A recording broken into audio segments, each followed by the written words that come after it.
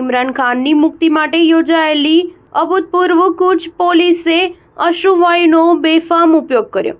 પાકિસ્તાનના પૂર્વ વડાપ્રધાન ઇમરાન ખાનની મુક્તિની માંગણી કરતા ઇમરાન ખાનની પાર્ટી પાકિસ્તાન તહરીકે ઇન્સાફના કાર્યકરો અને સમર્થકોએ યોજેલી અભૂતપૂર્વ કૂચને ઇસ્લામાબાદમાં પ્રવેશતા અટકાવી હતી. દરમિયાન પાટનગરને તો પોલીસે કિલ્લેબંધીમાં જ ફેરવી નાખ્યું હતું. આ જન આક્રોશ રેલી લાહોરથી શરૂ કરી દેશના વિવિધ શહેરોમાંથી નીકળી હતી. તેમાં અગ્રીમ નેતાઓ મોટરોમાં બેસી આગળ વધ્યા હતા. ધીમે ધીમે ચાલતી આ મોટરોની બંને બાજુએ પીટીઆઈના કાર્યકરો, સમર્થકો અને જનસામાન્યના અગ્રણીઓ જોડાયા હતા.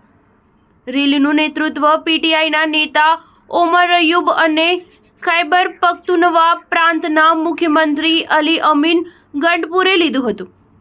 પરંતુ ટીયર ગેસના બેફામ પ્રયોગથી તેઓને પણ થંભી જવું પડ્યું હતું.